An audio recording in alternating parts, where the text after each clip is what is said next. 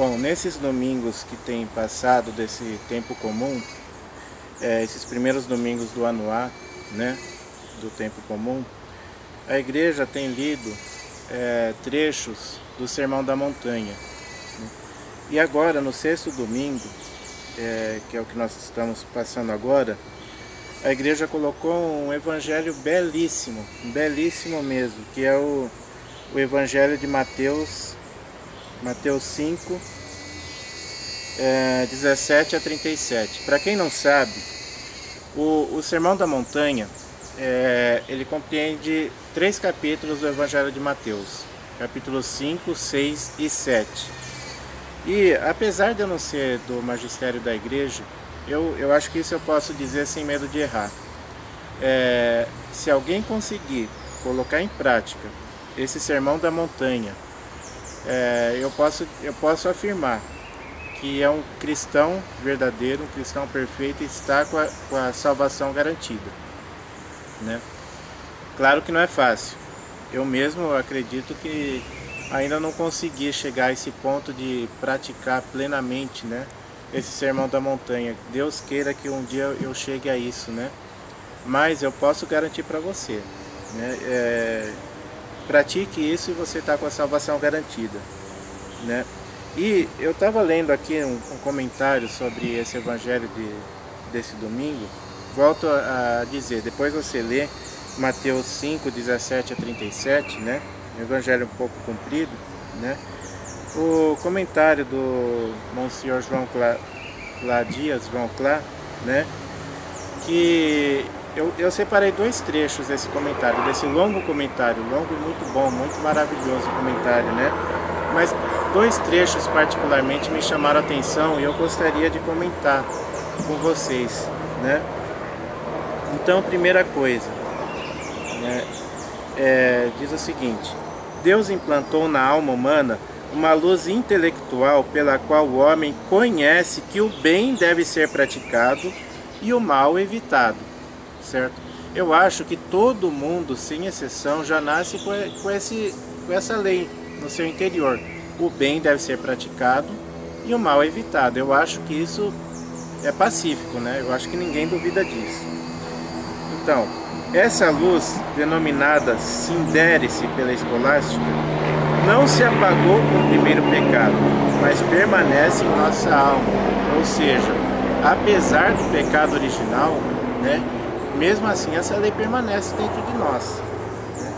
Conforme afirma o Concílio Vaticano II, o homem tem no coração uma lei escrita pelo próprio Deus, a lei natural, né? Então ele citou o Gaudium et Spes, do Concílio Vaticano II. E como nosso espírito é governado por uma lógica monolítica, não conseguimos praticar qualquer ação má sem procurar justificá-la de alguma maneira. Ou seja, todos nós sabemos que o bem deve ser praticado e o mal evitado. E nós temos essa lógica dentro de nós. Mas quando nós praticamos uma ação má, nós sempre queremos justificar de alguma maneira, né? Vamos pegar um exemplo. Exemplos que vieram à minha cabeça, né? Por exemplo, um homem casado, né? Tem lá uma mulher bonita, né? Tentando, né, para fazer coisas que não deveria, né? Aí logo vem aquele pensamento à cabeça, né? Meu Deus, eu vou perder essa oportunidade, né, que se está me apresentando, né? Mas também a minha mulher está toda hora pegando no meu pé, e outra, ela nem está se cuidando direito, ela nem está tão bonita como era antes, né? Só sabe pegar no meu pé, só sabe me pôr defeito. E que mal há nisso, né? Qual o problema de eu fazer essa aventura, vamos dizer assim, né?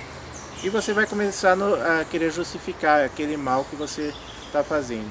Outro exemplo que me veio à cabeça: você vê uma pessoa bem vestida, vai entrar num carro bonito, né? De repente você vê cair um maço de dinheiro do bolso dele. Aí você já pensa, e ele não percebeu que caiu do bolso dele aquele maço de dinheiro, né? Aí você já vê uma oportunidade, né? Aí já começa a ver na cabeça aquelas justificativas, né? Bom, ele deve ser uma pessoa rica, né? Tá entrando num carro bonito, tá vestido uma roupa bonita, está bem vestido, deixou cair esse monte de dinheiro do bolso, certamente ele tem muito mais do que isso, e eu aqui pobre, né?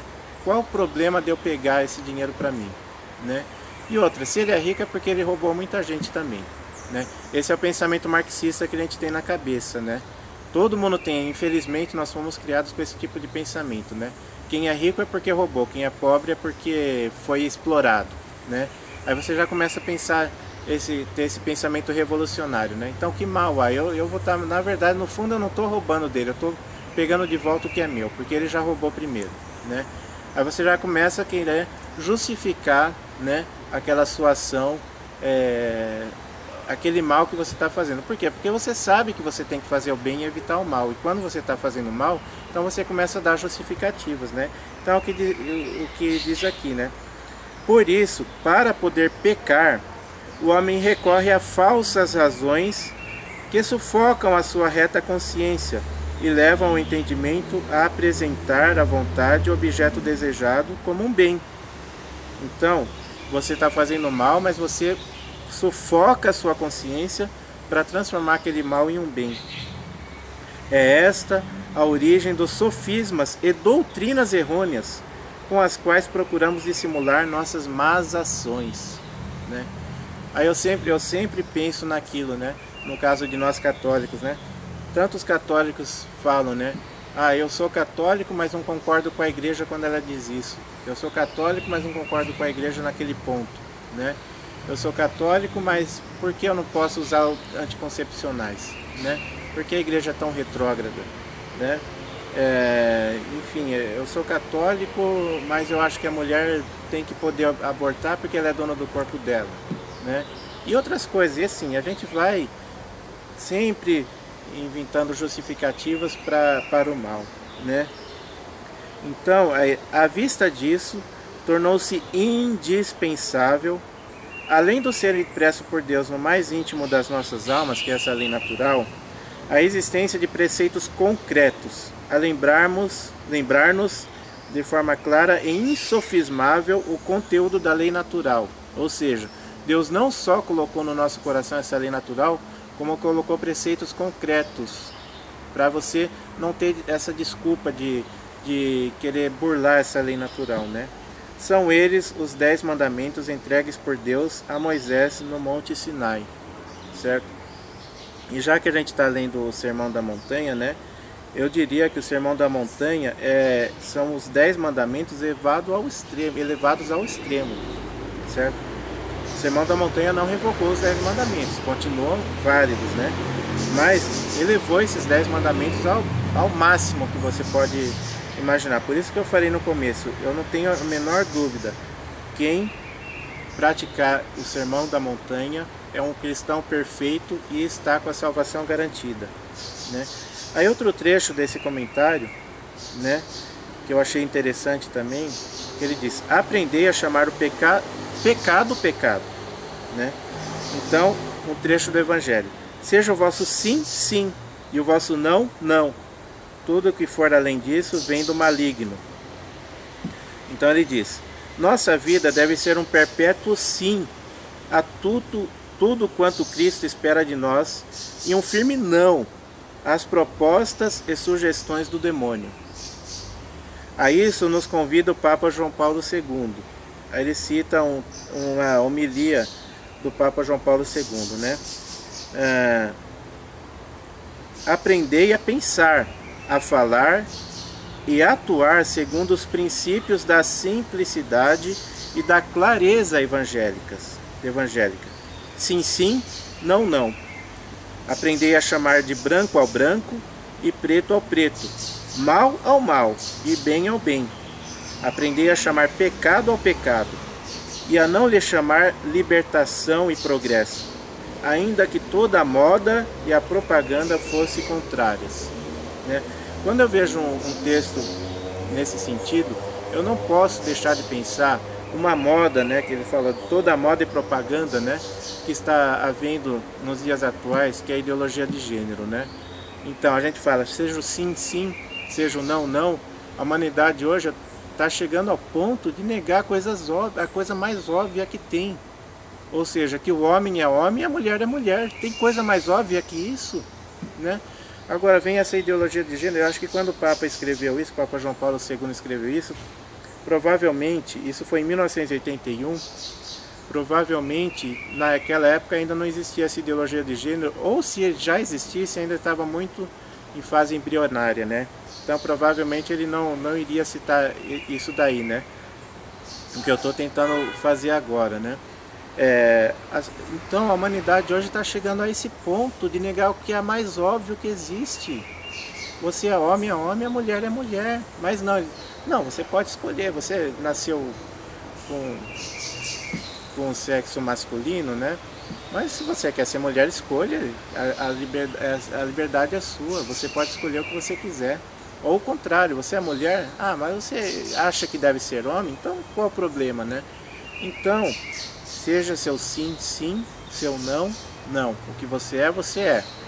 E seja pecado, pecado. Certo? Não adianta querer justificar o pecado com um monte de teorias, né? Então, ele conclui o seguinte: não devemos fazer concessões em matéria de moral. A leitura do Evangelho deste domingo nos reporta a um dos problemas mais graves do mundo moderno, a terrível perda do senso moral, que assola as almas de tantos dos nossos contemporâneos. Olha, perda do senso moral. Hoje em dia as pessoas já não estão mais tendo noção de que o que elas fazem é mal. Certo? Por exemplo, outro exemplo que me veio à cabeça agora, as mulheres entram na igreja vestidas de um jeito que nem uma prostituta no passado se vestia, certo? E estão dentro da igreja, estão numa missa. Né? Não é só mulher não, homem também, desculpa, eu falei, desculpem mulheres, não são só vocês não. Os homens também, eu já vi homem de shorts e jogar futebol, camiseta regata numa missa, num templo onde está a Eucaristia, né? Então, eu acho o seguinte, que isso é perda do senso moral, né? Então, as pessoas acham, tá na moda, qual o problema, né? Eu moro numa cidade de praia, um calor danado, se eu vou na praia de shorts, por que eu não posso ir para a igreja de shorts, né? Então, é isso, né? Então, ele continua. Com efeito, afirma o Papa Bento XVI, vivemos num contexto cultural marcado pela mentalidade hedonista e relativista, que propende para eliminar Deus do horizonte da vida, não favorece a aquisição de um quadro claro de valores e referência e não ajuda a discernir o bem do mal e a maturar um justo sentido do pecado. Não ajuda a discernir o bem do mal. Hein? Então, vamos voltar aos 10 mandamentos. Não está conseguindo discernir? 10 mandamentos, né? Companheiro inseparável desta mentalidade é um falso e deletério conceito de liberdade, sintetizado por um dos mais famosos lemas de maio de 68, é proibido proibir, segundo o qual toda regra ou preceito devem ser banidos. Hoje, mais do que nunca, é preciso lembrar que a lei de Deus não é um castigo pelo pecado dos nossos primeiros pais, mas sim um precioso meio de nos tornar mais semelhantes a Ele. Então a lei de Deus é um presente dado por Deus, não para nos castigar, pelo contrário, para que nós sejamos mais parecidos com Ele. Nós somos chamados a ser parecidos com Deus, não ser outros deuses, claro que nós somos criaturas e podemos ser filhos de Deus, né? Mas somos chamados a ser parecidos com Ele, sim, né? Pois, ao contrário do afirmado pelos revolucionários da Sorbonne, são as faltas praticadas pelo homem e não os preceitos divinos que tolhem sua liberdade. Todo homem que se entrega ao pecado é seu escravo. Evangelho de João 8, versículo 34. No céu, a lei reluzirá gloriosa para aqueles que a praticarem nesta vida, os bem-aventurados, enquanto se apresentará como eterna censura aos que se revoltaram contra ela e foram condenados ao fogo eterno, né? Mais uma coisa que querem negar hoje em dia, que existe inferno e que existe condenação, né? Então, existe inferno sim, e pessoas se condenam sim. Dessa inexorável alternativa, ninguém escapa. Quem não está na lei da misericórdia divina, cai na lei da justiça de Deus. Não há uma terceira opção. voltamos ao seja seu sim.